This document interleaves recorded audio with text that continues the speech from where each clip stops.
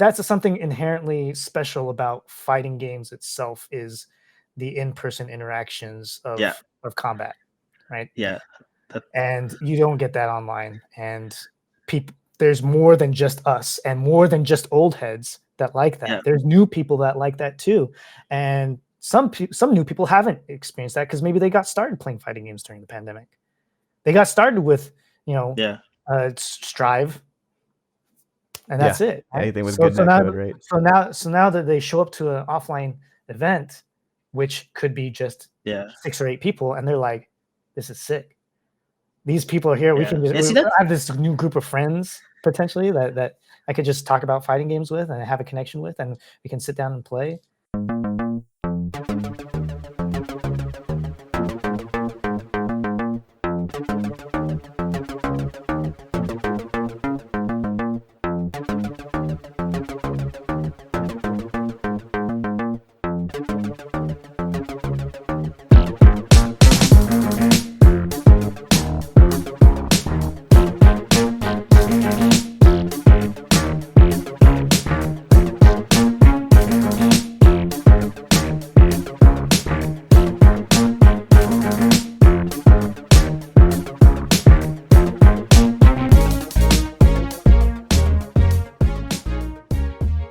Hello, and welcome to the Absolute Guard podcast. We're the podcast that chronicles the past and present of the fighting game community and bring on various perspectives from Arizona. You can find us on Twitch at twitch.tv/Spiral Series, on YouTube at youtube.com/Spiral Series, and on Apple Podcasts and on Spotify under Absolute Guard. To all of you watching and listening, we appreciate all you. Appreciate any feedback you have. If there's any guests or anybody you guys want us to interview, don't be afraid to reach out and let us know. This is episode 7, and today, my name is Benny, and as always, I'm joined by my co-host, the user of the cheat box himself, Jon. How you doing? Pretty good. The cheat box. I actually just ordered that new Victrix hitbox that was on pre-order right now. They're coming out with their own version of it. The bougie cheat box. Yeah, I was super excited. What about you, Benny? What's new and exciting with you? Took my first flight lesson yesterday, so started that journey to becoming a pilot. So that's pretty awesome. Yeah, looking forward to doing that more. Nice. Yeah. So other than that, everything's been pretty good. Today we're joined on our show by Daniel, aka Dragon Ninja. How are you doing today, Daniel? I'm doing fantastic. We're excited and honored to be asked to do this, especially so early into the show. Yeah. And you're canonized in Absolute Guard history right now as the lucky number 7. Yeah. Man, I'll take it. Can't complain about that. Yeah. So typically with new guests, we like to get a little bit introduction behind you and what you're about. So give us a little bit of behind the Dragon Ninja name. Like, how did that come about? You're stuck with it now. I don't think you can change it. So what's the origin behind your gamer tag? It's actually not anything like too crazy. It's as a kid, I just rolled with it. But the inspiration is simply that I'm a huge Ninja Gaiden fan. And for anyone that knows the lore of Ninja Gaiden, the main character Ryu Hayabusa comes from a line of ninjas called the Ninja of the Dragon lineage. And so that his enemies will actually call him Dragon Ninja. And so Dragon Ninja is more like a title than it is like a specific ninja. It's not just Ryu Hayabusa, right? So whoever is the strongest of the Hayabusa clan at the time is considered the Dragon Ninja. Oh, wow. Okay. Nice. I had no idea.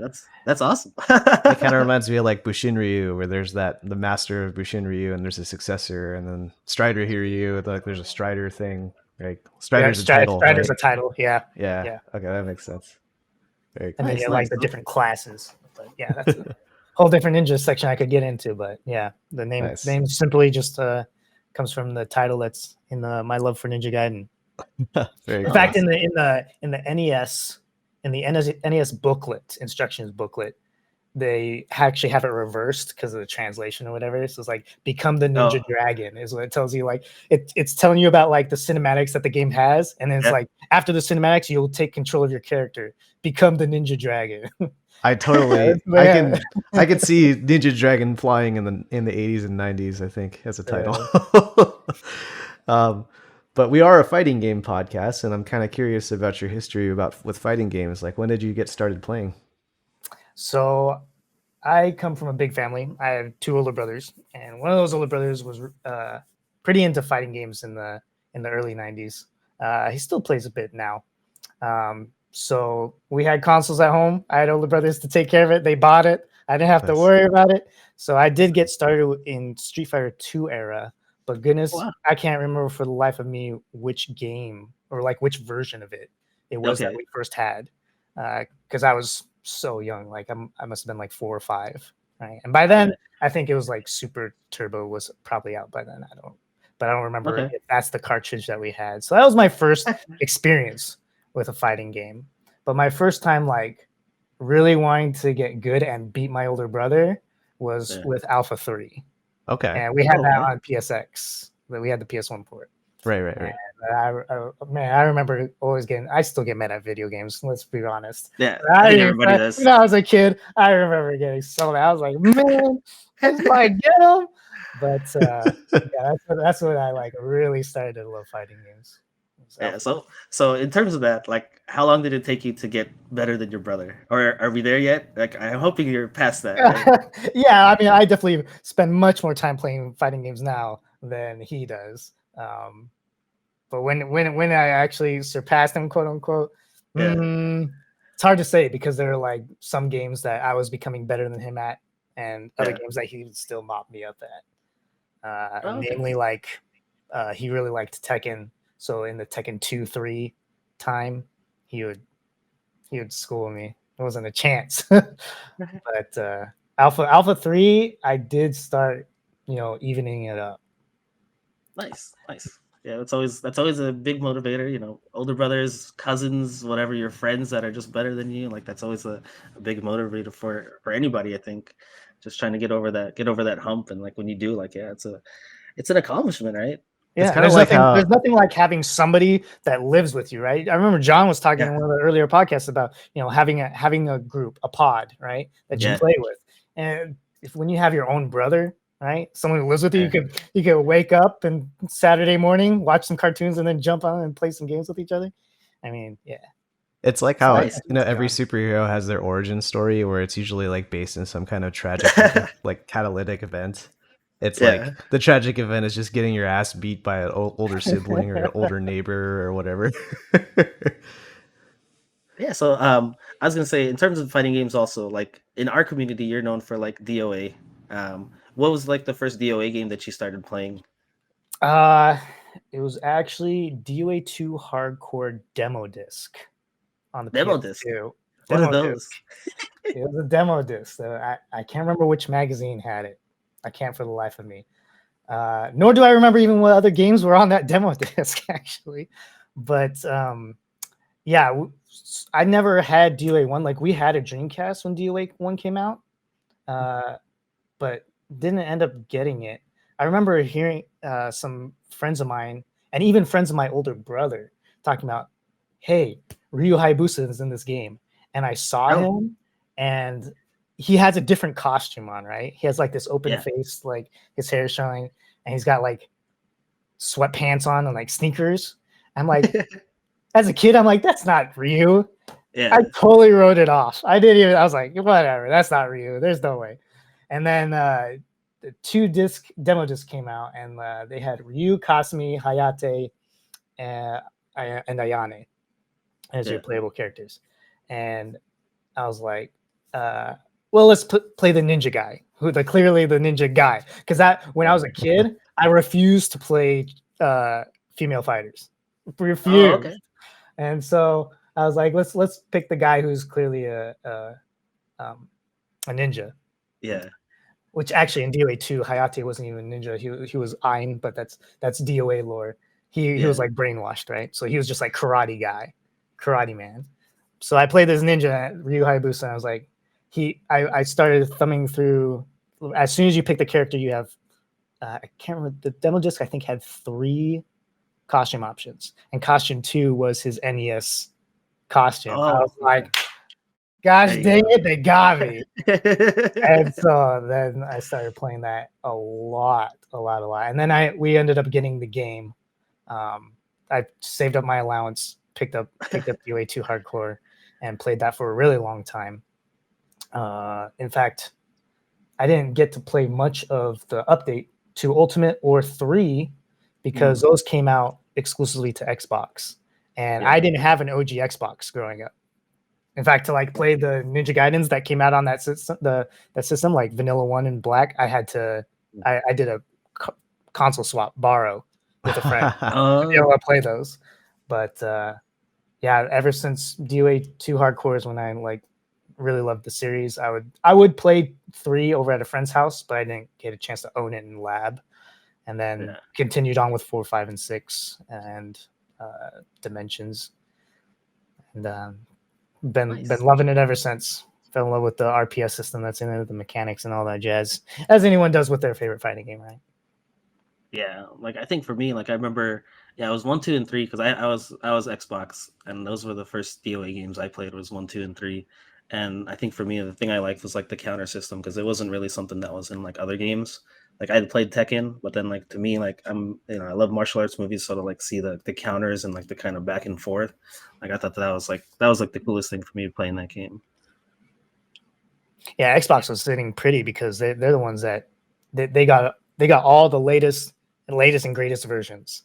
Yeah. Like you got that package DOA 1 and 2 Ultimates, and then you get DOA 3, and 3 is for a lot of people, for a lot of the OGs, right?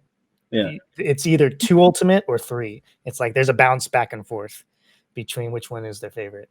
I don't know which one's my preferred between the two, but they're both really fun. But yeah, Xbox was the place to go. And even DOA 4 was exclusive to Xbox. So, and that kind of stemmed from for those that don't know, that kind of stemmed from the push that what's his name? Itagaki, the creator, right? Yeah. DOA 2 Hardcore actually released in what he considered an incomplete state. Oh. So he was not happy by the time crunch and the push to release it earlier than he thought it was ready. So he's like, the game's out there, it's done. I'm gonna go finish up the game and make Ultimate and continue my partnership with Xbox. And then 3 and 4 were Xbox exclusive. So Xbox for a long time was the place to play DOA. Yeah. So when did you start playing DOA competitively, like entering tournaments for it and or running? Actually, really late. I'd seen a lot of tournaments. I watched goodness, what's that championship series, something or other that IGN ran a long time ago in like the 360 era. Do you remember that? No, I can't remember the name. Think of it. But anyway, one of the games they had like Halo. It was Halo 2 and 3. I think 3 was coming out, but DOA 4 was one of the titles that they had on there. So I remember watching that because they had some of the top players playing like that, and they'd really spice up and spruce up the trash talking and whatnot between the players and stuff to really try to sell it for the television, right? Because I think it was on. It was on TV as well. It was like on TV, on cable TV. Nice. So, yeah, I've seen all these. The chat says the DirecTV Championship Challenge. DirecTV Championship. That sounds right. Nice. Yeah. So I remember watching things like that and like really wanting to do it, but not having a way of traveling to it. And there was obviously nothing local big enough to really run anything, nor did I really know. So I got started not until like later in DOA 5's life, like DOA just before the last round came out. So there was vanilla, ultimate, and last round, and like late in ultimate is when I like started coming around and I would post up on the AZFGC page. I think it was SRK at the time, AZFGC Facebook group, right? Right. And, and being like, yo, who plays? Does anyone play this game? I had to get responses from like 2 people, and it was Robert Campbell, Godsaw, who's now my roommate, and we still play together, and Keith, who I can't remember his tag, but yeah, he would run tournaments. He was the only one that actually ran tournaments, but when he ran tournaments, by that point in DOA 5's life, there was only like once a quarter. It was like every 2 or 3 months, maybe. Keith, you're talking about Euphoria Gaming, Keith? Yes, that's the one. So he's still. My understanding is he still runs tournaments for I think Shooters, Valorant right now, or Apex, something FPS like that. stuff. I've seen some COD stuff out of him. Okay. I don't know if he still runs NRS stuff. I think that was the last fighting game stuff I remember. Just for the sake of chronicling history, Keith from Euphoria Gaming used to run fighting game tournaments for MK, for DOA, for Street Fighter, for Marvel, I think, as well. And he was mainly based on the West Side, I think, and that was the big differentiator for him, is that he hosted West Side tournaments. So right now there's a big vacuum there. I don't think he's been running them. Super nice guy. There's always people clamoring, I see in comments to Facebook threads, Discords, etc., for like, yo, we need something on the West Side. We need something on the West Side. So, totally. I feel for him. So in terms of like competition besides DOA, like what was your first game that you played like competitively? Because I know you're part of the Street Fighter 4 scene. Like, was that the start, or was there something else before that? The first game I ever played a tournament in would be Melee. Oh, Melee, really? Okay. Back in 2012, that came out like November-ish. It was launched with the GameCube, if I remember right, in like 2011 holiday, and so. It was around that time. Wait, you're talking about Brawl or Melee? No, Melee. Melee. Okay. Melee. Yeah. With the GameCube. Yeah, Melee came out like earlier? Melee came out like 2000 and. Or not? So I meant 2001. I'm thinking a decade ahead. Oh yeah. That makes more sense. Thank you very much. My math is. My goodness. Yeah, 2001. Thank you. November 2001 is 2001. Melee release. Okay, so that was like your first competitive. I was thinking because I was 11 years old at the time. That's where it was going. Got it. I was born 90s. Spoilers. Oh man. So I was like 11 or 12 whenever that tournament was. It was pretty close to the launch. It wasn't like a launch tournament. It was at some game/card shop store kind of thing, Yeah, those are we talked about those tournaments in the last episode. Actually, those small tournaments just spring up, and then they kind of become a little home for the, or like a welcoming gate for the community. I think it absolutely can, absolutely like an entry point. Yeah, because then you start talking to people that are there, and then you find out from them like there's this whole other community, that kind of thing. So. You talked about Melee. So was that something that you started entering like regularly, and then that transition to the FGC? I wanted to. I absolutely wanted to, but it did not happen. I got second place at that tournament. I don't remember how. It was like 10 people. I got second place. I was like, I'm so sick. I was so excited. I was so excited. Like the match that got me from losers finals and the grand finals. So the losers finals match was actually a mirror. I played Marth, so it was a mirror match. And like we were doing like the same things back and forth to each other, and we were like just missing each other, kind of thing. I was like, this is really cool. I can't wait to go back. It was my brother that drove me there. We never went back, dude. It never happened. I don't know if it's that my brother never wanted to go, or if they never ran any more tournaments there. I have no idea. If like logistics was just too much that then nobody at the store actually wanted to run it. So that didn't happen. I was like, man, what do I do now? So I, just continue to just beat up on friends that came over or my brothers, or get beat up by my brothers. It was pretty evenly matched. But yeah, that was like my first taste of it. And then there's a huge long drought before the next time I kind of like thought about going and doing tournaments again. And that wasn't until Street Fighter 4. Late in Street Fighter 4. So in terms of like, I guess the general FGC or even like the AZ FGC, did you enter like in 2009, like when Street Fighter 4 came out, or was it like after Super, or which version was it that you kind of came negative? So for those that don't know, I'm LDS, I'm Mormon. So I went and served a mission for my church. Okay. That occurred from 2009 to 2011. Okay. I left a week after Street Fighter 4 came out. I bought Street Fighter 4 Vanilla and I played it for a week and I freaking loved it, dude. I was like, man, this is what I'm gonna miss. I left on my mission, left for 2 years, didn't play a single video game that whole time. Came back and we're in goodness AE, I think, by that point. I think, I picked up AE and started playing, and still wasn't even thinking about like finding local competition. I was just playing online because Street Fighter 4 was the big, like, online renaissance, right? For fighting games. So I was happy enough playing online. And I saw Evo that year in 2011, and I was like, this is so sick. I remember seeing this Daigo guy. This is so sick. Yeah. And I used one of those advertisement coupon codes and bought a Versus stick. Street Fighter Cross Tekken. Was it Cross Tekken? Yeah, I think Cross Tekken had a Versus. Yeah, or maybe that was 2012 because I don't know. Maybe it was not out yet. It was the Mad Cat stick, right? Yeah, Mad Cat's Street Fighter Cross Tekken VS stick, right? Yeah. And I bought not because I was so excited. I wanted to get like my close friend group into it. I bought not one, but I bought two of those. Oh wow! I bought two of them and like, all right, guys, we gotta start learning. The people that I was getting to try to do that were some of my younger brothers and people who were around during Street Fighter 4 and in NRS will remember the Native brothers, SR Native and Forever Delicious. Oh, yeah, I remember those. I remember those names. Yeah, those are the guys that I was like trying to. Those are old high school buddies. Like, well, goodness, I knew Forever Delicious since middle school. SR Native, I think he's 2 years older than me, so I don't know if he was in the same middle school.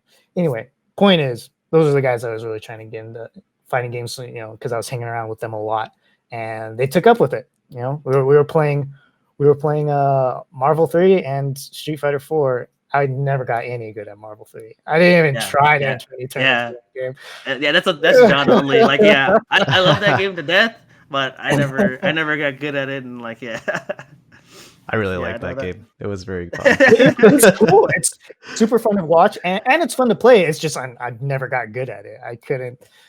My lab work was not like what it needed to be to get good. So, so I gave up after a bit of time of like actually giving competition to any kind of online warriors in that game. Yeah, sure. It was still cool. It's still cool. We're a very flashy game.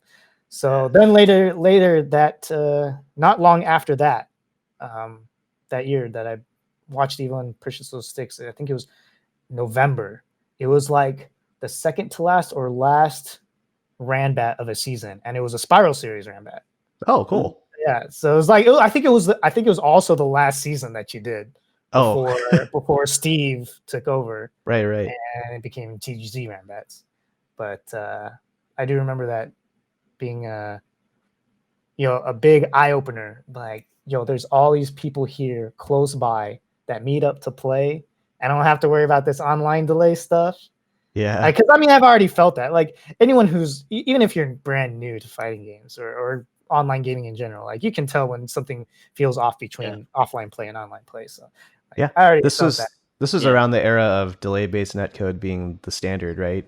Like, I think actually DOA was one of the first to be online at all, and then like Street Fighter 4 came out and repopularized the genre in a lot of ways, and basically took what DOA did and built their own matchmaking system on top of it, right? Yeah, DOA 4 was a big thing because it was the first fighting game that came out for the 360, because the 360 was the first console of that generation, Gen 6, right? Right. And then it was like a month later DOA 4 came out, and it was meant to be a launch title, and they just needed a little extra time. Sure. And it was a very, very robust video game. Like, it had a lot of content, a lot of game modes, and it had the online, and even the lobby system was really cool. They had like avatars, they had little rooms that you could like change around and like customize to what you wanted. So they would have like a TV screen in the middle of the room, which would be playing a match that was occurring in that lobby. So it was really cool. But it didn't. DOA's never been like a hugely popular series. So Street Fighter 4 came along, and like that, like, really solidified how good online could be now. Like, it was really interesting. It was super interesting hearing Scott and I think it was maybe I don't remember Scott talked about, it, but I know Jeff talked about X Band. Yeah. And that was super cool. I didn't even know about that stuff. Yeah. Dude. That's so sick. But yeah, then like the modern, like breaking into the modern age of online fighting games, Street Fighter 4 definitely helped make that push. Nice. Yeah, I mean, I knew about X Band personally. I saw like ads and stuff for it. It was just one of those things like my parents would never go for it. So yeah, that's why I never got into it. But no, it's cool to hear about like you were talking about SR Native and Forever Delicious. Like, you know, those are names like, you know, I remember seeing in brackets all the time. Yeah. And like, you know, amongst the local scene, like, you know, people are friends amongst each other, but to know that like, you know, those are people that you've known from back in the day from middle school, like that's cool. Like, you know, that you brought them in and like they ended up becoming part of our scene also. So that's awesome. And people come and go, right? Like I have a friend that like was part of the scene for a little bit and then he left and then I joined the scene and then, you know, I brought my own friend in and then he comes in and out and comes with me to Evo every year. Like being part of the community doesn't necessarily mean being a tournament player. It can just mean, you know, hey, I like playing fighting games. 100%. That was Rich. Me going with Rich this year. That dude's a married man with a family. He doesn't have much time to do any gaming. It was so crazy to see him.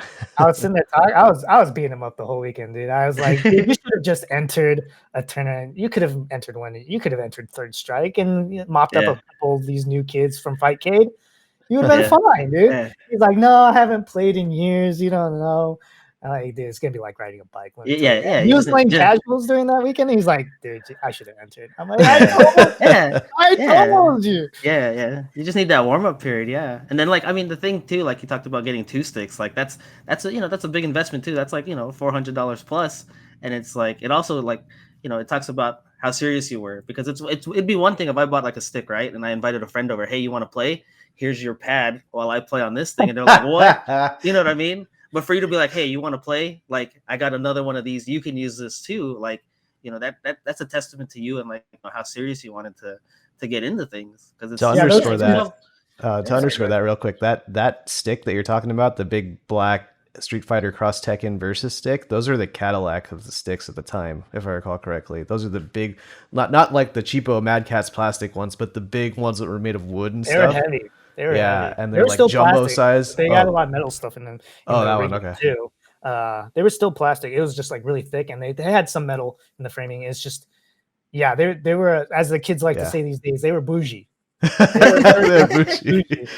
were super bougie, and so I was like, hey, you know, we got this discount code. Let me use that. I was attracted to them because I remember in the advertisement they're being all sly about the, hey, you can connect the 2 sticks together. I don't know what to do, but you could unscrew a portion of the sides, right? And, screw it in and connect them, so it'd be more like a arcade station that as it were. But so we never actually did that. You have to. I was all in. I was all in on black. Let me get the Mad Catz. I'm in. Yep. That's nice. That's awesome. Like, so I mean, one of the things that you're known for in our community, other than DOA, is the Z-Axis events. We'll delve into that probably a little bit later. I actually timed the timing of this podcast. I really wanted you on at this time when I heard that you were doing a Z-Axis at the end of the week. So for those of you interested in DOA or Tekken or was it Windjammers too? That you guys are also. There's actually a local AZ event happening at the Gaming Zone this Saturday if you guys are interested in those games. But yeah, that was just so no one gets it twisted. It is 2 Windjammers 2. Yeah. So but the one thing we did want to talk to you about was it's more related to Dead or Alive in terms of like the free to play model with games, because DOA 6, if I remember correctly, that started out as a paid game and then switched over to a free to play model where it was 4 characters that were available, and then you had to unlock the other characters, right? Pay for the other characters and some of the game modes. Is that right? Correct. Yeah, it's actually not the first time they did it. They did it at the very end of the life of DOA 5. Same exact model. So that's why people were wondering when DOA 6 was coming out if they were going to do this Core Fighters version. They call it Core Fighters. Yeah, Core Fighters. That's right. So what you have is you can either buy the full base game, or like even though there's a free to play model, you can still buy the whole game outright, and that costs less than if you were to download the free version and purchase every character individually. So there's an incentive to still buy the full package if you wanted to have the full game. And then one of the interesting things that they ended up doing after the initial trial of doing this Core Fighters in DOA 5 is they would actually start rotating a fifth character that was free as well. And actually now in DOA 6, they rotate the 4 free characters as well. Oh, okay. So, and the only mode that was missing, it was story mode, which I don't know. Some people are into that. Yeah. By and large, as far as competitive group, yeah, no one cares. But there are people who enjoy single player content in fighting games. It's totally valid. But story mode was the only thing that's missing. So you had all of training mode, I guess with the characters that you have, right? All of that training mode, all the online, all the verses, any of the other options. One other thing is you didn't have access to the jukebox, so you couldn't change around your music in the game. Yeah, that's a deal breaker right there. Some people really love that stuff, man. It's that's the bread and butter for some It folks. is nice to be able to, put on the tunes that you enjoy and take off things like Helipad and Tekken 7. So the characters are locked. Is there like an in-game currency that you can, or microtransactions you can do to unlock them one at a time, or is it just one big pack you have to buy? You can purchase individual characters for like $3 or $4. Okay. Yeah, that's actually what I did. Yeah, because I like Lei Fang, so that's who I ended up buying on the side. And then because it wasn't until it was free to play that I actually like downloaded it. And then who were the characters? I think initially it was like Kasumi, Hitomi. There was a couple others I think that Kasumi, Hitomi, Ryu, and I believe Tina. Okay, either Tina or Hayate were part of that, but those are pretty common beginner like the popular characters that we put in as a free to play. Try to rope you in. Yeah. Well, I mean, Kasumi, like, I don't know if you guys remember the commercial, but there was that commercial back in the PlayStation days. It was like, she kicks high. Like, that was the thing. I forgot about that. But yeah. Goodness. That was part of the marketing promo back when they were really big on the, on the sex appeal and stuff with the characters and stuff. I just remember that commercial. And didn't they do like a season pass model as well? Like before the game went free to play, like it was just a $60 purchase, right? And then you bought DLC, like the other games that are currently played, or other games. Is it like that? The season passes actually were to do with character releases and costume releases. Costumes are a huge market in Dead or Alive. For Koei Tecmo, they doubled down in 6, and we can talk about that more later. But I feel like that's a big detriment as to why the game crashed in the way that it did. Yeah. But in DOA 5, like they were pulling in costumes right and left. They're doing some really cool stuff. Now the season passes were insanely expensive. They were like $80, $90. Oh, yeah. Wow. And there were a total of 5 seasons over the course of the last part of Dead or Alive 5. Now, if you do the math and you break it down, a season pass was a really good deal because you were getting so many costumes that each costume was now costing you like $1 or $2. Sure, if you broke it up. However, if you bought that costume individually, the costume would cost you like $5 or $6. Yeah. Okay. So in the long run, that big lump sum seemed daunting. But if you were interested in having all these costumes, but you didn't know what the costumes all were because it was a season pass ahead of time, right? Right. So you didn't know exactly what costumes you were getting. But they were doing some really cool things, in my opinion, with 5. They're getting licenses from all different types of games. They had like an Arxis one, so they had a bunch of Exerg character costumes. Sure, they had other RPGs that were coming in from developers like Nihon Falcom, from other developers within their own Koei Tecmo family.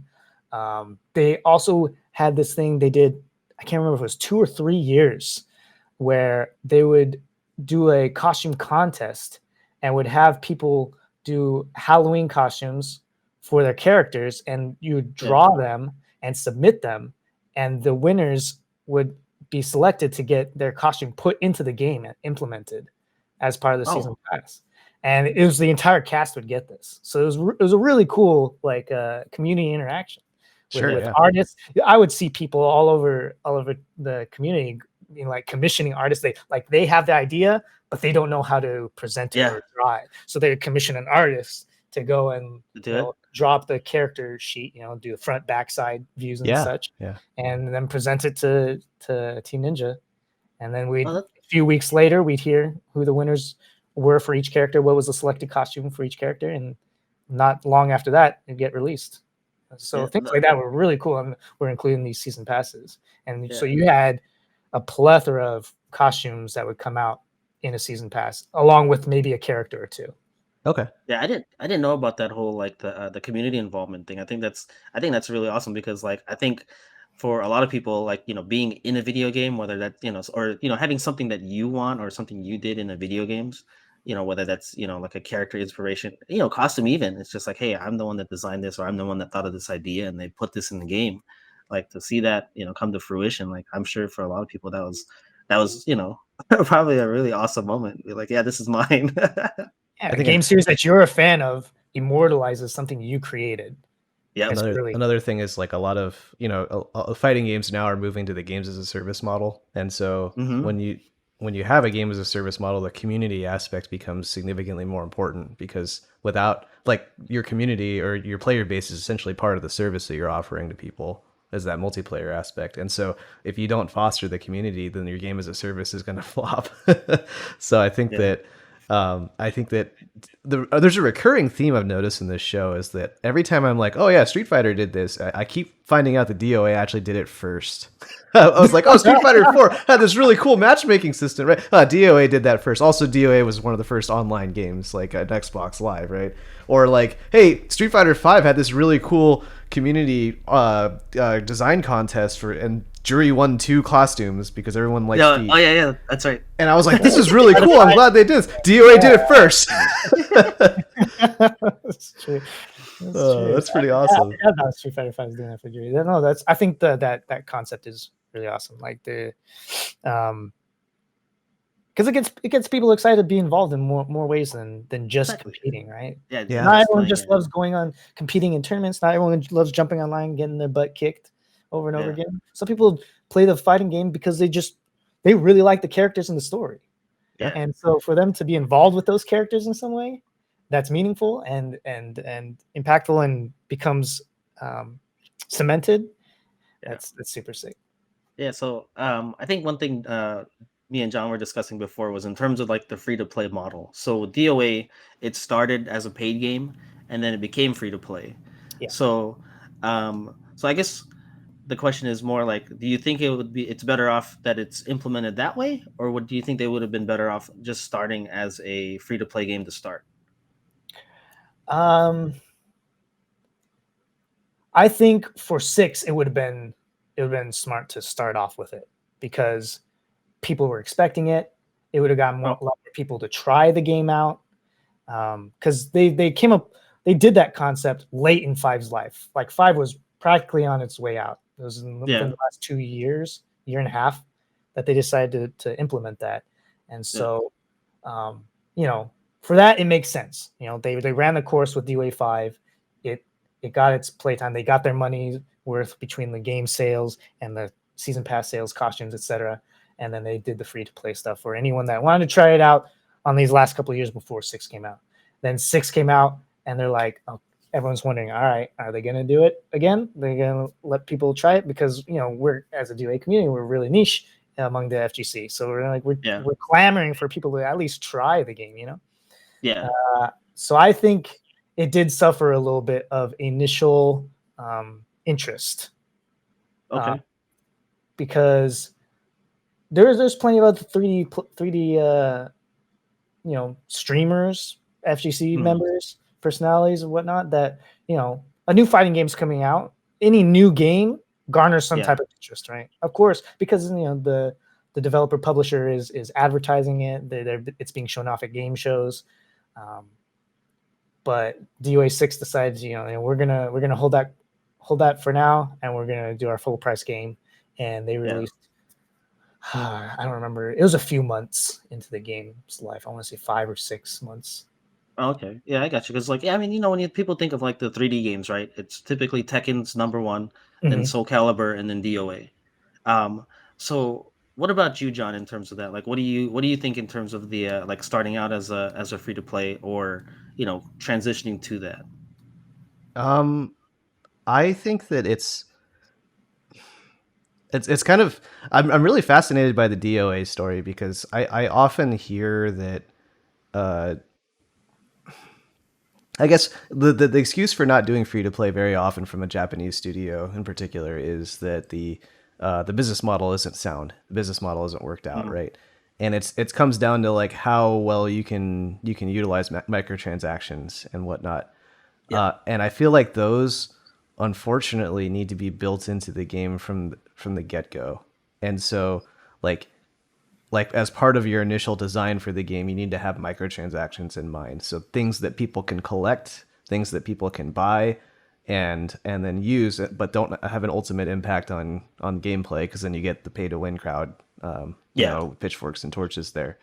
So it like I saw that with Strive in particular, where like you could tell that they want to cash in on the costumes, which is kind of the most generally accepted way, but they can't do that with the way that ArcSys animates their models. They can't easily just put a hat on Soul Bad Guy when he's already got a hat on. The animations are built a certain way to emulate anime, so it's really difficult to add costumes on.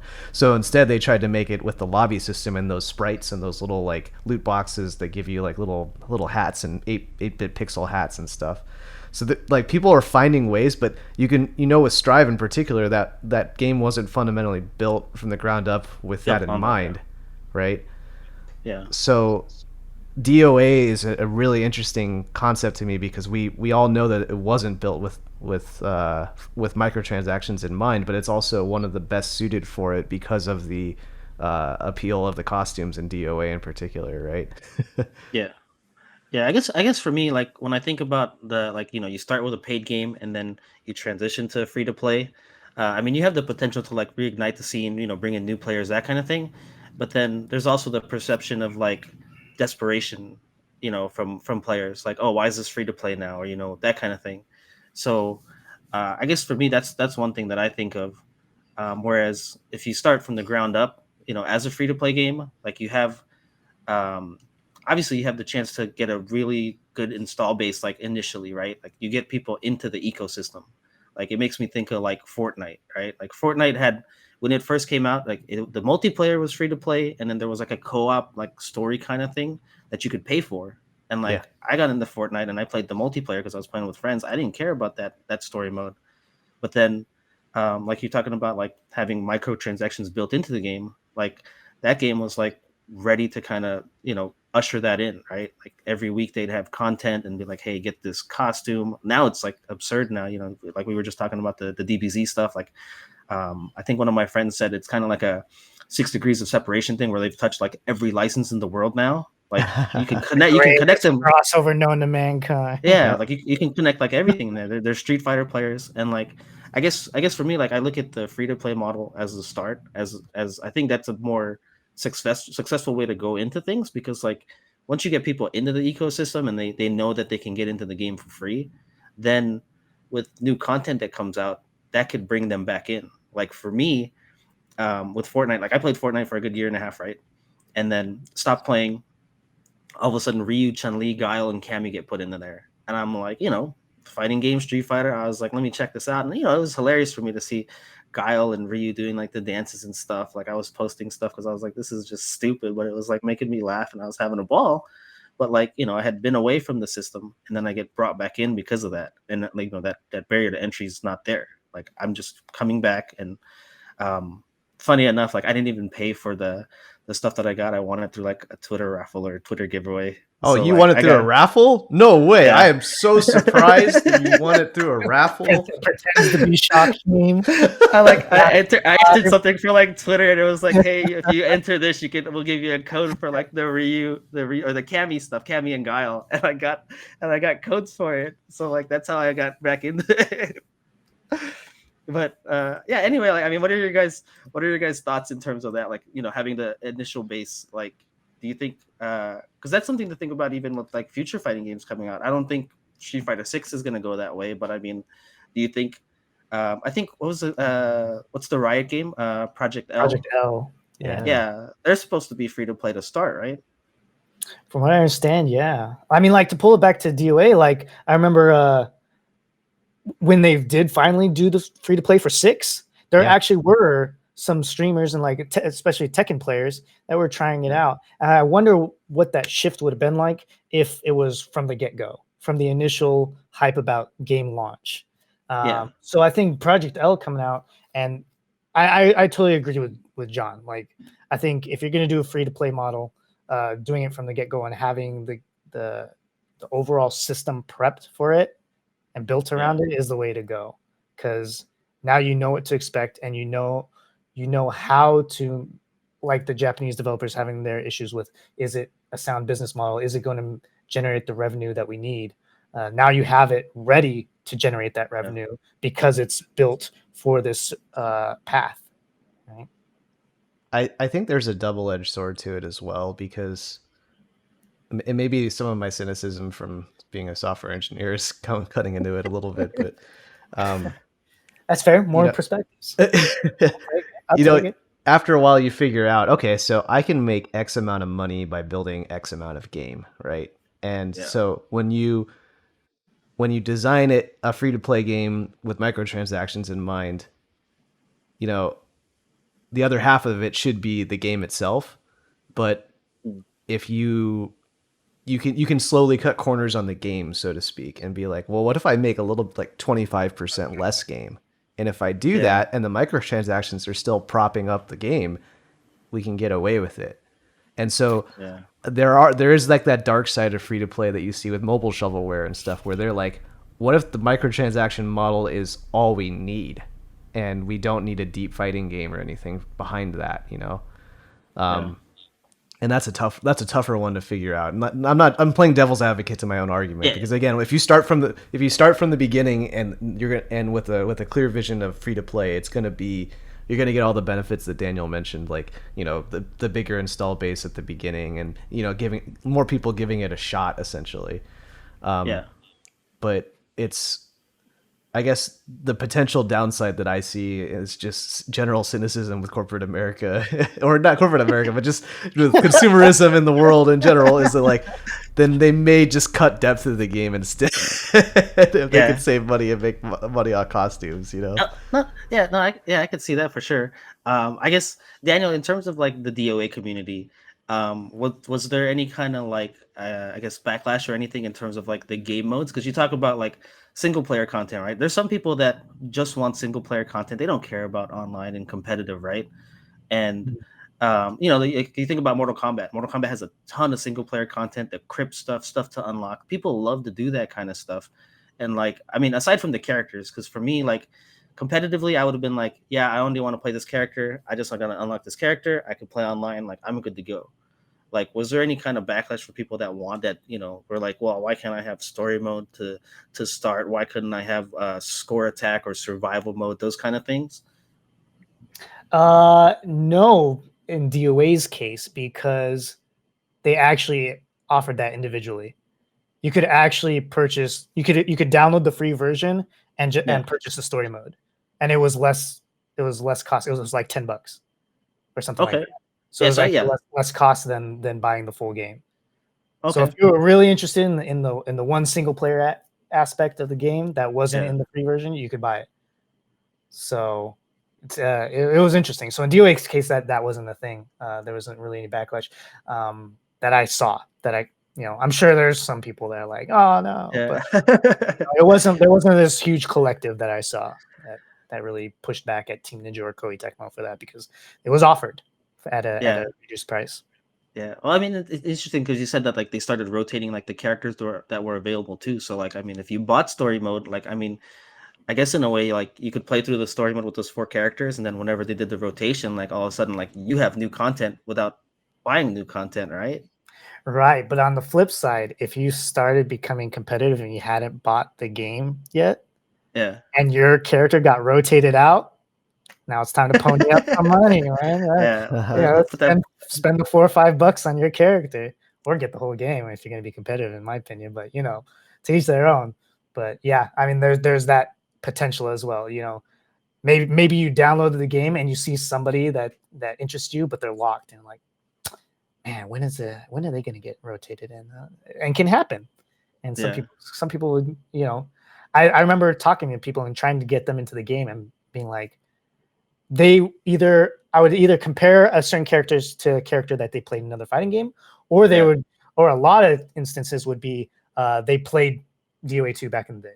Yep, that was me. Almost everyone I talked to played DOA 2 at some point.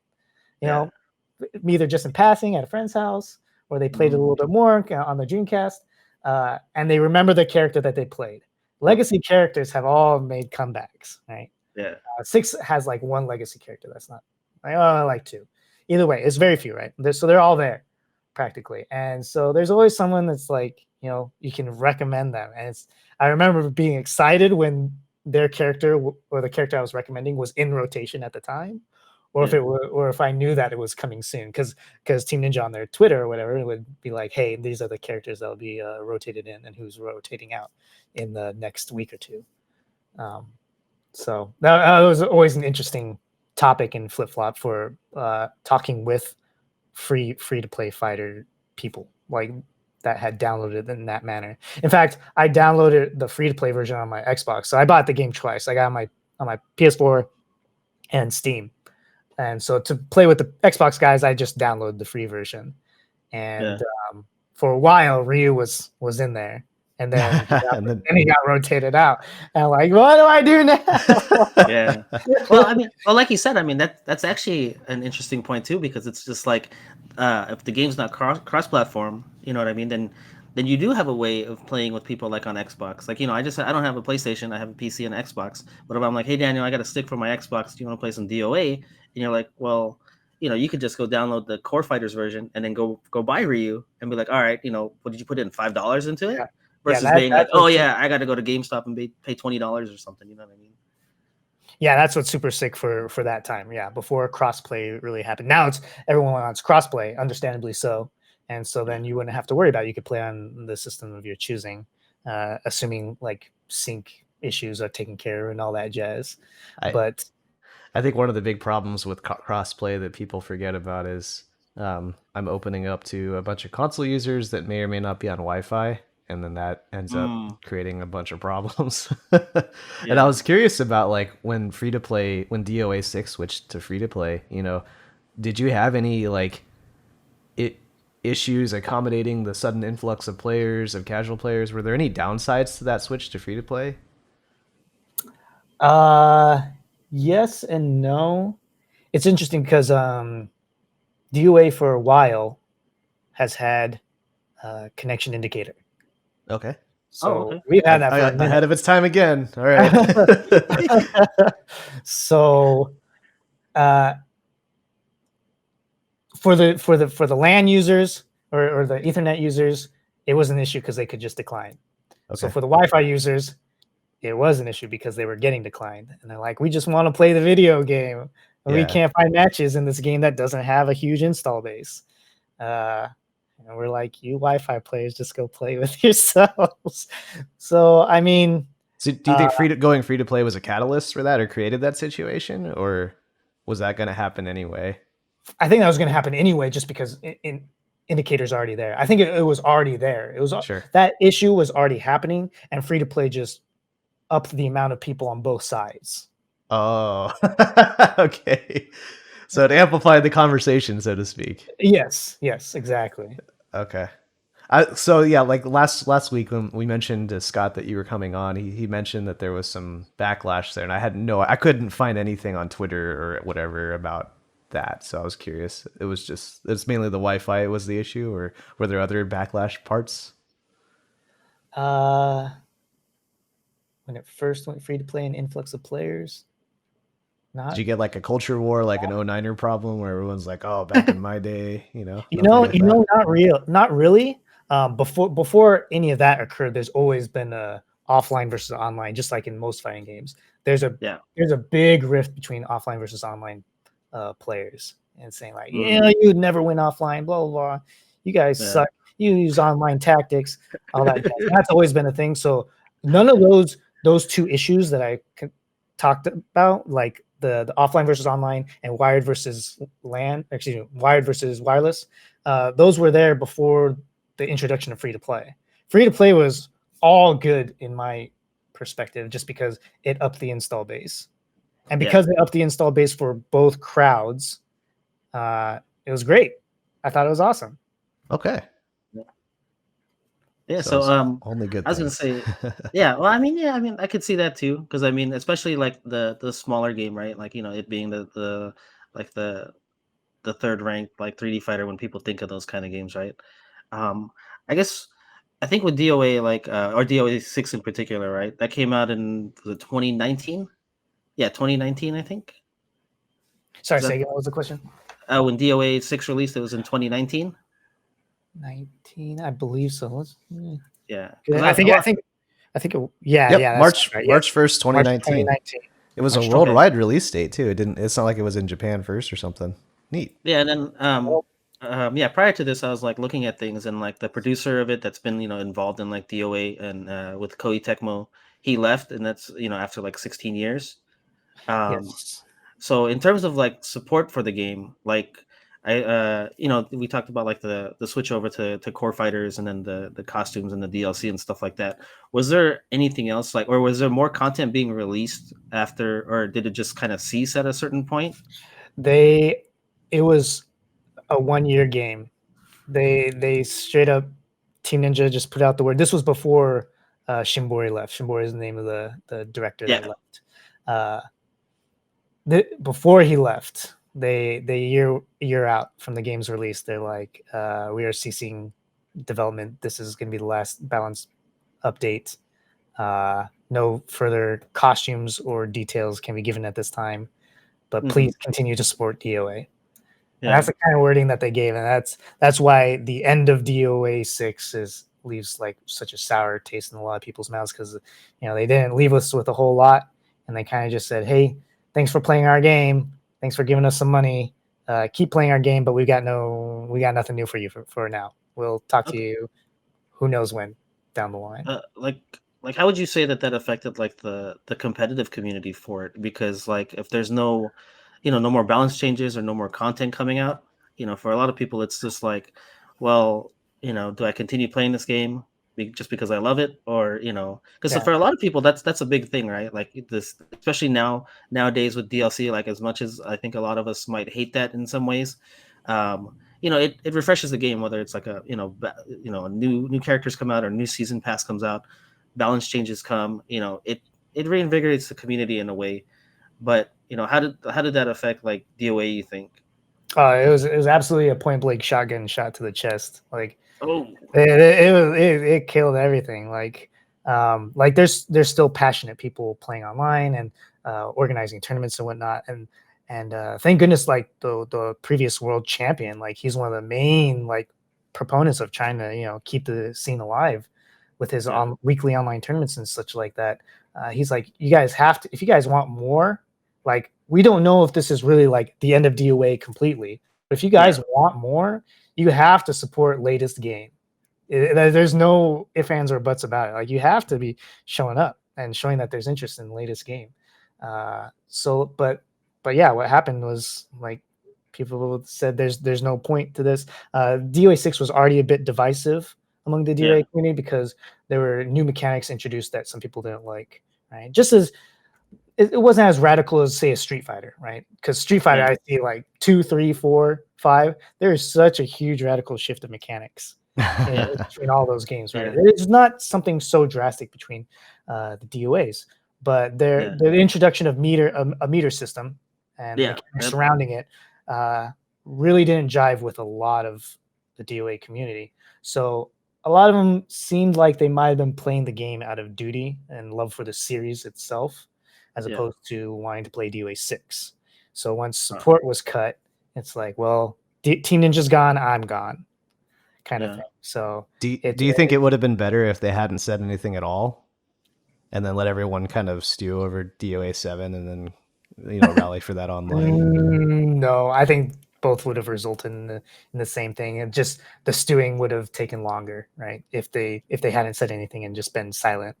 But at least this was like pulling off the Band-Aid, I guess. Yeah, I look at it almost from a glass half full perspective, where it's like, at least they were straight up about it, as opposed to, because I've been on the other side with Capcom before, where they just are like, they go radio silent and they don't tell you shit, right? At least DOA was like, hey, we're not abandoning it to die, or rather, we are doing that, but at least we're being upfront. But we're doing it. Yeah.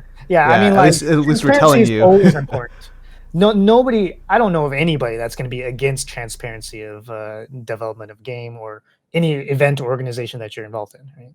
Yeah. If the leaders up top are telling you, hey, this is what we're doing, at least you have the information. And so, I think that was better than letting it just fizz out.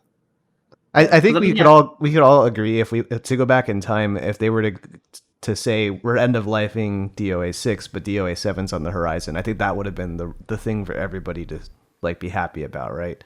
Oh, sure. Yeah, new stuff on the horizon after a game that was divisive among the community. Of course, that's going to give people hope. Everyone's going to hope for, I hope it's this. I hope it's this. Please just listen to the community, even though the community is always split about what they want anyway, right? So on the other end of it, like, because I'm experiencing that with Street Fighter V right now, where it's like, that's my favorite Street Fighter game, and we know that's going to be dead in a year max, right?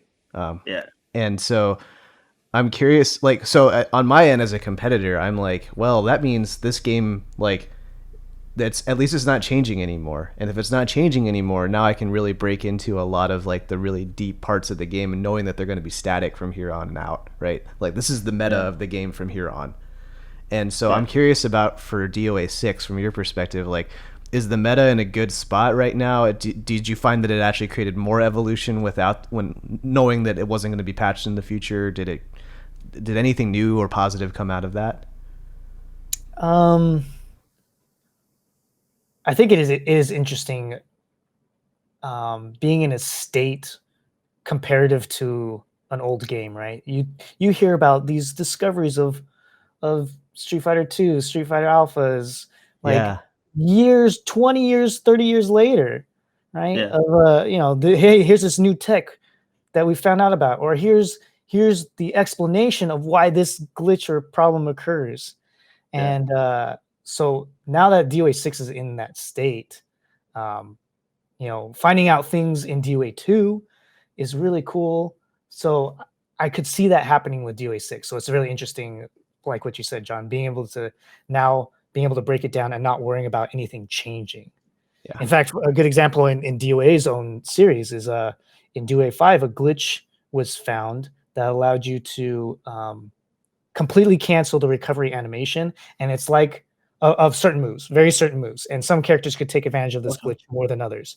And the reason that's so important in 3D fighting games and DOA is because of the juggle system that happens in those games, right? It's such a big component. So you get all these new combo routes that are possible, and they're really cool. Well, we found out after looking at more of the code and stuff that glitch goes back to DOA 2. So we started finding combos in DOA 2 and 3 involving that glitch. That's fascinating. And DOA 4. So they actually fixed that glitch completely in DOA 6. So it's not there. So you can't use that. But, it's interesting to think about, like, what if in several years from now, or if it even takes that long, we find some new, exploit, you could say, that, people love that kind of stuff. They love the game breaking, right? Any of the cool broken stuff that happens in Marvels, and like the community loves it. They want it to flourish, right? And so finding those kind of things is really neat, and that can happen for 6. And I think that concept is really cool. Do I think a lot of the community is thinking about that? No, probably not. Fair enough. Like that's like a personal, according to Dragon Ninja, what about DOA 6? But the rest of the community, I don't think is really thinking about the long term of 6. I think of it from the perspective of like, when a balance patch first happens, everybody's kind of racing to figure out what's good and what isn't. But then there's always those characters that are not immediately good, but they take a lot of time and effort and mastery over time. But then in our new seasonal FGC, it's like, okay, well, you can take all that time, but then we're just going to patch everything in the next year. So, that character gets delayed again or whatever, or a new character, it gets put in the oven for a little bit. And so like now that we know that the game isn't changing anymore, maybe Kasumi gets better or something over time. But I do think it's a huge point that it's forced almost a retrospection back to other previous entries of the game. That's something an answer I was not expecting for DOA in particular, where you could just be like, DOA 6 end of life support that results in a resurgence in DOA 2. Like that would be kind of cool. I don't know. No, yeah, the idea of like older games, that actually occurred with more so with DOA 5 because and DOA 4, because Xbox recently, what was it, like a year or two ago, that they put all of their entries on Game Pass and downloadable markets. So okay. DOA 4, like online, all of a sudden shot off. Like people were jumping back on that again. They're like, all right, 6 isn't being supported anymore. I don't even like 6 that much. So I'm gonna go play these older ones that I like more. And it has online, so I can play people. So yeah, that was another thing that was interesting. Now that you mention it about end of 6, is that 5 and 4 definitely had a resurge of player base. I get you. Yeah, I didn't know about that. That's actually kind of cool. You don't usually see that. Yeah, somebody was posting that in the chat in terms of like they're surprised more fighting games aren't on like Game Pass or those kind of services. Because I mean, that's a whole nother debate in terms of like developers and whether or not Game Pass is good or not for them. But even if your game's not free to play, like if it's out on Game Pass, like there's definitely, for me, there's a ton of games that I probably would have never touched if they weren't on a service like that. Like I think the biggest example for me is like Slay the Spire. Like I've seen people play it, like I didn't know anything about it. It's not the greatest looking game. It's kind of crude looking. And I was just like, what's this? I downloaded it one day and like, man, I have so many hours in that game. Like that's like one of my favorite games ever. So I'm like, holy crap, dude. Like, and it's just because it was available on that subscription service or that free service. You know what I mean? So that's definitely, definitely a thing to think about. I guess in terms of DOA, like, obviously I don't think that I haven't seen any news, but what do you think the prospects are of like a DOA 7 coming out? It could happen. I think it definitely could happen. It's definitely a series that's near and dear to Koei Tecmo and Team Ninja specifically as the developers, as well as a lot of the developer individuals that are on that team. Like the last director, Shimbori, he's someone who worked with that series, as you mentioned, for 16 years. He was involved for a long time. So even though the original creator Itagaki was gone, you still have like all these old developers. And then you're getting new developers in that, like, they were fans of the old games that are into. So it's something that's near and dear to them for sure. But it doesn't seem like it'll be likely anytime soon that I could see Koei Tecmo greenlighting something and giving them the money to do it based on the commercial flop of 6. It didn't it didn't bring in the revenue that they wanted. So that's why it cut and run, right? They didn't get continued money to support more than a year beyond. So. Goodness, where was I going with that?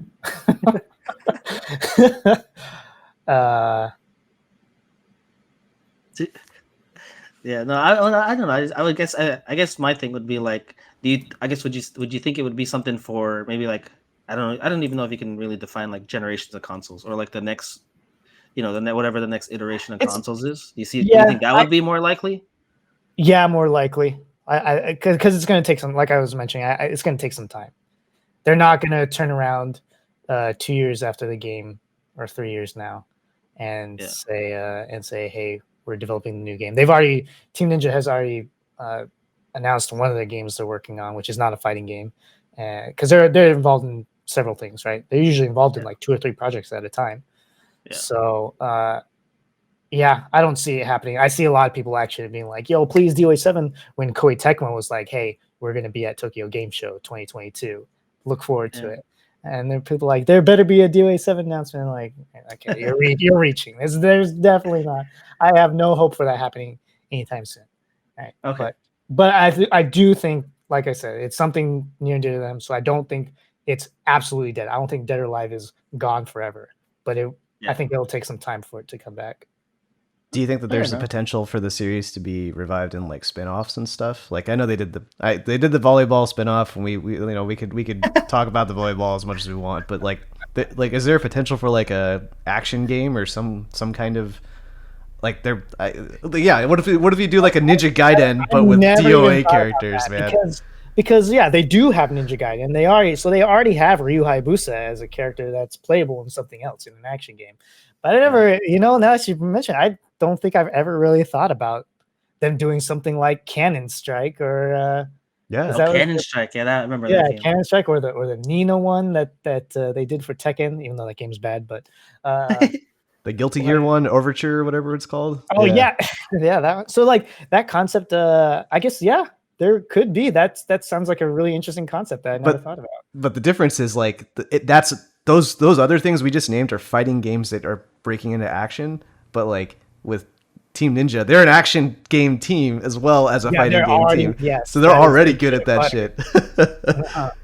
That'd be pretty tight. That would be really interesting to see. And people, because even in Ninja Gaiden, people are clamoring because they have a trial system, right? There's a main story campaign, and then there's like these trials and stuff, like challenges, and they let you pick certain other characters. And Ayane, Momiji, and Kasumi have made it in there as playable characters in those challenges. So like people have been talking about like, yo, if they make another Ninja Gaiden, what other guest characters can there be? Yeah. But you're going a step beyond being guest character. What if it's centered on these characters as a separate game? And that concept would be really awesome, I think. Yeah, that's true. That could be a way to kind of springboard into a new fighting game too. Develop your characters in another genre or something like that. Get people interested in them again, and like, oh yeah, I remember when they were in the Dead or Alive. These are the guys from the Dead or Alive series, and where could that go? I've got it. Because Koei Tecmo is the one behind the Warriors series as well, right? Like the Muso games. Correct. You do a Dead or Alive Muso game, just like how they're doing a Dead or Alive, like a Muso Persona or a Muso Zelda or a Muso Fire Emblem, Muso DOA, and sell costumes for it. There has been 4 characters that have gotten into a Muso game. So Ryu Hayabusa made it into Warriors Orochi 3. Oh wow!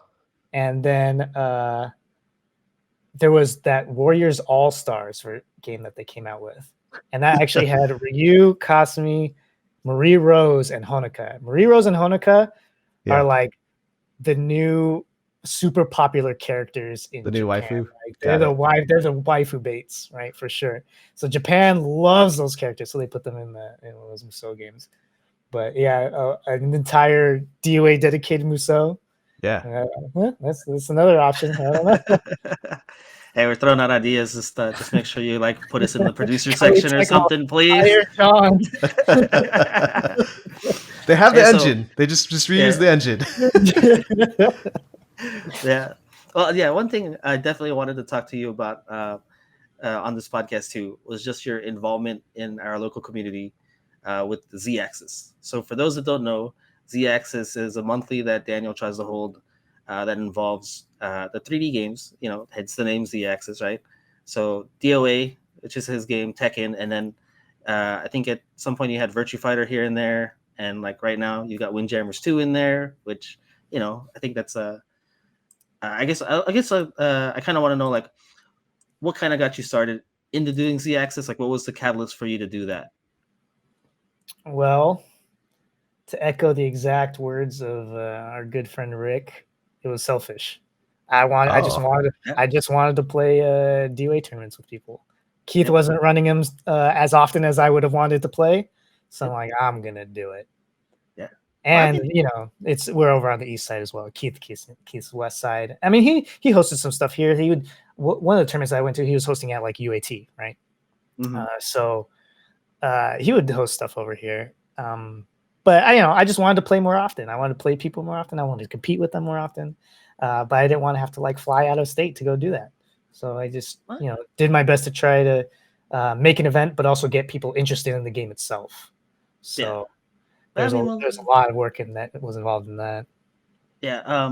One thing, one person you remind me of. There's a back in Alaska. I have a friend. He goes by Highlander. I started in 09, played Street Fighter 4. He played Ryu in Street Fighter 4, and as I gradually got to know him and stuff like that, he'd be like, "Yeah, this game's cool. Street Fighter 4 is cool, but I'm a Tekken guy," and like he would. He would host sessions, tournaments. He's a great host. He'd cook food for everybody. We'd play Street Fighter there. And then eventually it'd be like, hey, when do you guys want to play Tekken? And then like he'd post about it and be like, hey, you guys want to play Tekken? Anybody want to come over? And like whether it's like one or two people, three people, it didn't matter. Like that's his game, right?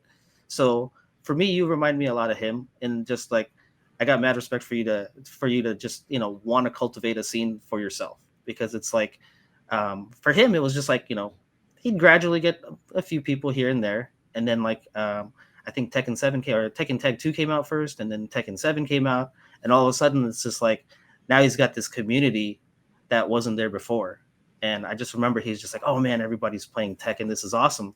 So for me, like you remind me a lot about him, just the fact that you like started this, and like you were just like, it doesn't matter how many people are here, 4 people, whatever, we're gonna run around robin, we're playing DOA. Yeah. So yeah, exactly. So it's just like, I think that's pretty awesome. And then you tag on Tekken and stuff like that. Try to get some other people involved. So yeah, I think that's pretty damn awesome. I think it's kind of there's a common misconception, I think, when it comes to starting a community up on like what it actually takes, because the fairy tale part of it is just as long as people are playing the games and having fun, then the community will grow organically and whatnot. But it actually takes a lot more than that. It needs, oftentimes the game itself needs an ambassador, and that's a different skill set than somebody who's just really good at the video game. You can be really good at the video game, but not have the charisma or not have the know-how to build a community around it and to build a following around it and to get a regular group of players playing. And so I really do want to underscore what Benny just said about you, Dragon Ninja, and that like you are a fantastic player and the best at DOA in our scene, I believe. Not anymore. Not anymore? Ooh. You're at the point where you're mentoring and coaching people to beat you too, and that's a completely different skill set than just being good at it, I think. And then like community building and then running your own tournaments for it and stuff. Like, how many tournaments have you run total, do you think? Yeah, well, yeah. When did Z-Axis start? Z-Axis is actually the second tournament series that I did. Oh, really? So, goodness. How many? Okay, so if I go based off of just events that I've made on Facebook, I believe only like 5 of those events were not FGC related. The last, I just looked. I happened to look when I made this event for this weekend. Yeah, and it said my past events are 55. So I've made at least 50 FGC events. It's easier to count the events that you've made that are not tournaments than they are. Right. Yes. Yeah. Because I don't make non-FGC events on Facebook. I actually don't really use Facebook. Like nowadays, it's only for FGC. So actually, I don't recommend this for building a scene necessarily, but this is how I went about it. I was bougie. I pumped money into it. And that's how I was getting people to play it, is I would post up in the AZSRK/FGC, when it became FGC Facebook group, be like, yo, see me at TGZ. I'm going to be there this week. If you want to learn DOA, sit down with me. And there'd be people that come by and stuff like that. And so then I started running a tournament series called AZ Danger Zone. Yeah. Yep. Danger Zone is a title taken from the fact that the interactables in DOA are called Danger Zones. Yeah. Nice. So I took it from that.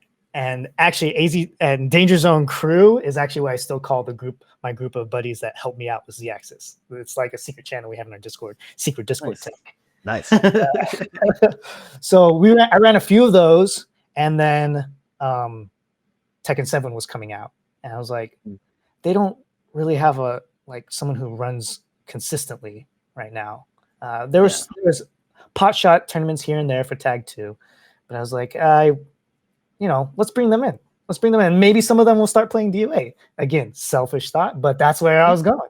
So I was like, all right, but now we need a new name. We can't just call it Danger Zone. Tekken doesn't got Danger Zones. I mean, they got them, but they don't got them. Are you saying they don't live as dangerously as DOA players do? They don't. There's not as much interaction in any fighting game as there is in Dead or Alive. Yeah, I mean, like kicking off a balcony, that's not the same thing as throwing in somebody into like some electric ropes in the, electric barrier on the side of DOA, right? It's not the same thing. And hitting them through breakable objects and having different mechanics built around that. Everyone's favorite to meme on, and I think was a horrible thing to have implemented, was moving objects in DOA 4, like the cars on the casino stage, or the dinosaur that would randomly come running through and hit your character. Gosh, that was terrible.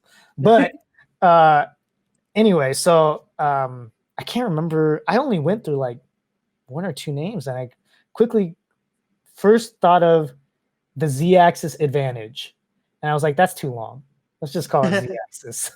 Yeah, and it just worked. I was like, what kind of name can I build around like the concept of 3D fighters? Because I knew it was going to be a 3D fighter, because I think also we were like hearing rumblings and rumors about a Soul Calibur. Right. So yeah. As soon as Tekken 7 came out, we were launching. We were launch tournament Z-axis with that. So that was really cool. And I was still doing when I was talking about like I was pumping money into DOA to get that built up. Is I was running all throughout AZ Danger Zone and several Z-axes. I would do DOA free entry, and I would put $100 into the pot, 60, 30, 10.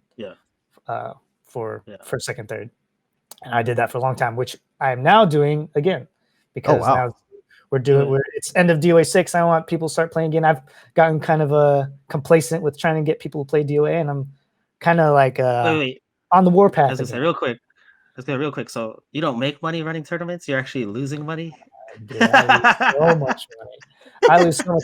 I very quickly bought all the equipment in one go that I needed for, like, I bought the mixer, the mics. Goodness, those broadcaster headset mics are expensive. I think they were $200 a pop from Audio Technica. So it's like, you see someone slam it down on the table and like, hey, easy. Yeah. Not like actually trying to break it or anything, but I'm like that too. I gotta go play my match. Boom. You're like, no, relax.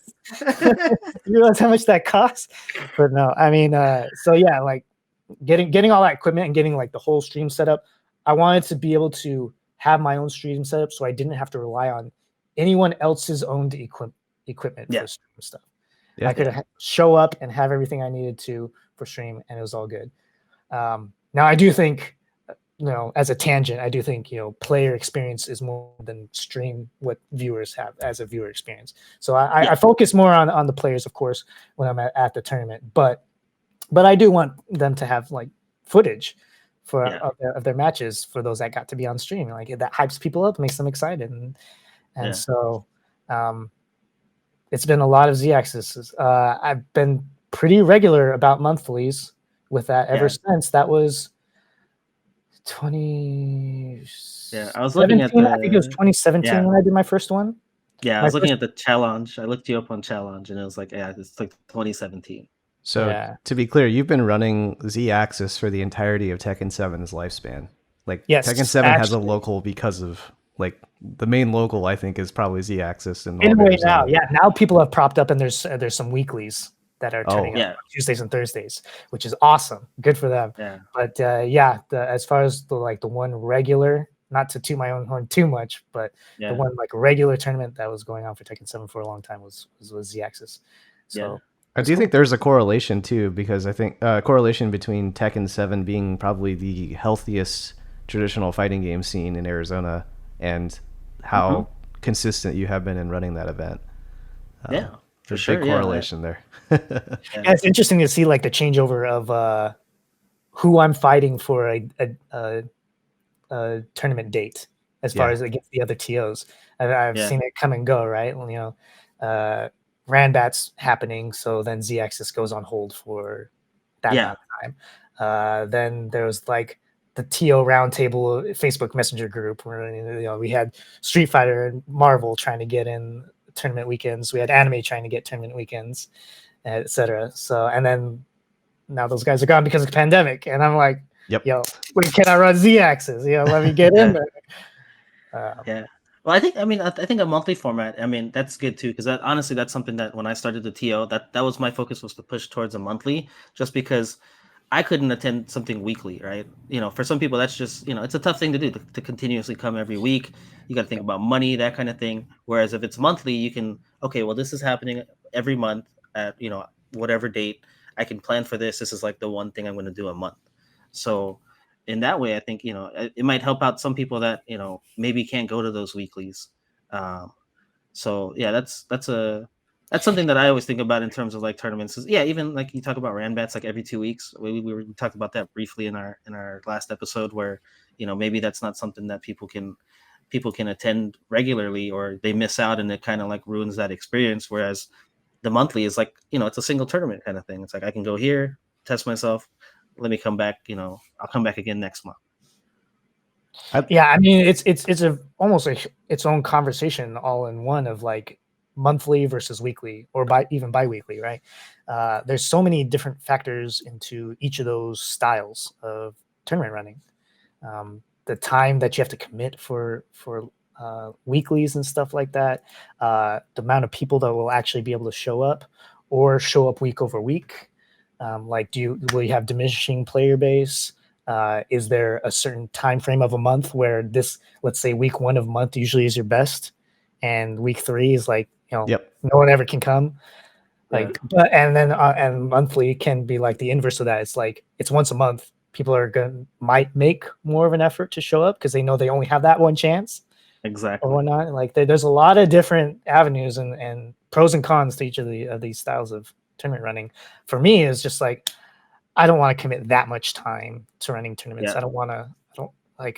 I'm using all my stream equipment. I don't want to lug my entire computer setup, my personal computer and everything, over to a different location every single week and do this, and not ever have time for myself to go do things, and then have to cancel tournaments or delegate it to someone else when I couldn't be there if I was going on vacation or something like that. There's nothing wrong with having selfish reasons, like, especially if you're the one fronting the money, you're the one fronting the setups and doing all this stuff, the planning. It's one of those things, like, people will question, like, well, how come this isn't done more frequently? It's just like, well, are you gonna do it? Because it's just like, it turns into that kind of conversation, and it's just like, well, you could do that if you wanted. Like the Street Fighter 5 scene, like you guys are going like Fridays. I think Tekken comes out there Fridays too for like casuals. I was like, there's nothing stopping somebody from just running like a local bracket if there's enough people. Like you said, like tournament like Street Fighter is doing. I think that's super cool. Recently, you guys were able to pick up tournaments. I think that's super sick. There's people there, so it's just like, you don't have to stream everything. Granted, that's that's where things are, but like not everything has to be streamed. If there's people there, like there might be interest to just play in a tournament. Who cares? I do think that I guess, Dragon Ninja, I'm really curious about your perspective on how does a local come back from a pandemic in your mind? Like, because we mentioned with Street Fighter, we're trying to meet weekly, right? And run impromptu tournaments every now and then, but we're significantly smaller since before the pandemic. And you've been kind of at the forefront in Arizona, at least, as far as getting tournaments running again and getting locals out again. And so what's your strategy of getting locals to revive in general? I wouldn't say I have a special strategy more than what I was doing before. It's just like getting it running, because by this point people are hungry, right? It might be slightly smaller, sure. Some are more aware, they're not ready to go out yet, but just running, period. Because like I said, people are hungry. They're tired of playing online. They're finding all these different avenues of how to play online during the pandemic. They had so long, a year and a half, 2 years, to have to deal with that, and people are just ready to play offline again. So good old Field of Dreams. If you build it, they'll come, man. Like, Yeah. like people, like someone has to be the one, like you are with posting up in the Facebook group, right, John? You're saying, hey, this date, people are going to be here. For me, it's me and my other homies that are helping me out with Z-Axis saying, hey, this is a date we're going to do. Someone has to speak up and say, hey, the tournament is occurring now, and advertise it, right? Make it so that they don't forget about it. But other than that, it's not like I have a special way of, per se, to try to reintroduce locals. It's just, hey, locals are happening again. You guys ready? I think your statement about people being hungry, like that basically summarizes everything. That you have a core belief that the market is there and that people are ready and willing to play again offline, right? I think that's a sense of optimism that I haven't had in a while, and maybe I need to get back in touch with that because it's clearly working for Tekken, right? I mean, I've heard your other point of like, is all locals going to be online now because online is such a convenient method, right? Like online is becoming a better system. Like there's rollback being implemented, there's less delay occurring, less these things. The developers are learning how to utilize online, and so it's easier to run online tournaments. You don't have to set up a physical location, you don't have to get a venue, you don't have to take your equipment, you don't have to get everybody there. They can just sit in their PJs at home and play. Even as the TO, you can do that. I can be in my PJs and unless you're doing one of those things that like I've seen for work Zooms, right? You have your lower half, you got your boxes on, you got your suit ready to commentate. Professional up top and then party down below, right? Exactly. Oh man, whatever the camera doesn't see, they don't have to worry about. What they don't know won't hurt them. So I understand like where you're coming from when bringing up that point, but I still that's something inherently special about fighting games itself, is the in-person interactions of combat, right? And you don't get that online, and there's more than just us and more than just old heads that like that. There's new people that like that too, and some new people haven't experienced that because maybe they got started playing fighting games during the pandemic.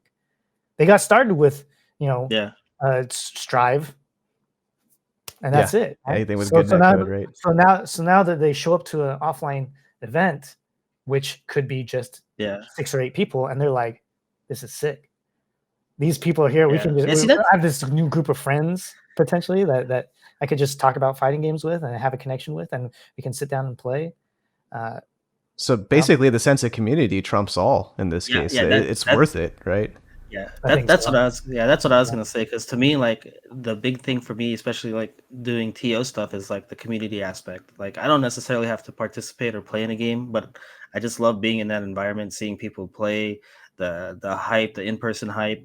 Like even like the older games, like the stuff that Scott was running, or I mean, there's other people in our group doing like Third Strike tournaments. Like part of me is like, I'm not I'm terrible at Third Strike, but I love that, arcade feeling, sitting down, like being around people. And it's just like, to me, like nothing beats that. And like, I'll attend events that maybe, I'll just enter the game just to support and just to kind of be there and just watch and like, be around people in that sense. Like, I really love that kind of aspect of the community. And it's just like, you could be on Discord and whatever and play games online, but like nothing to me will beat like the in-person environment that you get from being at a local or being at an event like that.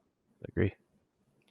Yeah, that like just seeing people get hype gets you excited, right? I mean, like, goodness, just last night, this kind of goes against what we were saying, but like it was occurring online, but 2 of my buddies, like we were playing in a Discord in DOA and lobby and on Discord call, and it's two buddies that hadn't played DOA in quite some time. It was Tevin Cross.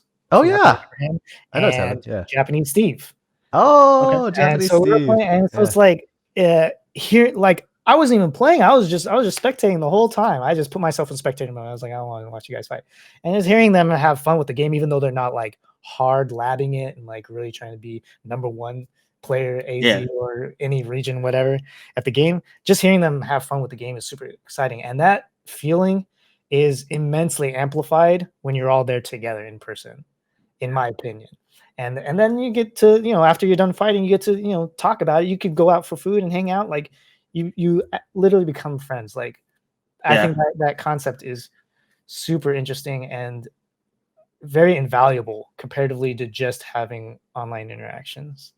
It's kind of interesting that rather than the pandemic being the death of the community, it's more that the community is going to be what brings us out of the pandemic.